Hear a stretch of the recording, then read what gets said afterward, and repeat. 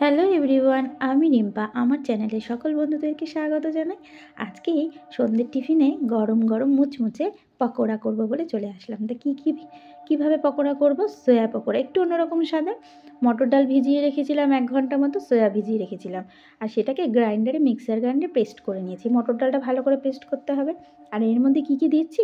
স্বাদ মতো নুন, হলুদ, মিষ্টি, কাঁচা লঙ্কা কুচি, আর সঙ্গে আছে গোলমরিচের গুঁড়ো। তোমরা চাইলে অন্য নুনও দিতে পারো স্বাদের জন্য, বিট লবণ, আর আছে 2 চামচ কর্নফ্লাওয়ারটা কেন দিলাম? এটাতে ক্রাঞ্চি ভাবটা দারুণ আসবে। এই পকোড়াটা যদি তোমরা করে 1 ঘন্টা পরেও খাও ঠান্ডা হয়ে গেলে, তাতেও খেতে দারুণ লাগবে। আর খুব একটা তেল লাগবে না, অল্প তেলেই ভাজা হয়ে যাচ্ছে। তাই চটপট বন্ধুরা বানিয়ে ফেলো শীতের সন্ধ্যেতে গরম গরম মুচমুচে পকোড়া, সয়া পকোড়া। তা আমার ভিডিও তোমাদের কেমন লাগলো বন্ধুরা, অবশ্যই একবার কমেন্ট করে জানিও। আর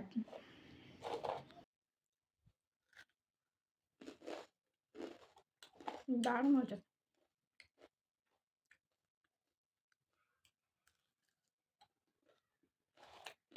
আওয়াজ পাচ্ছ?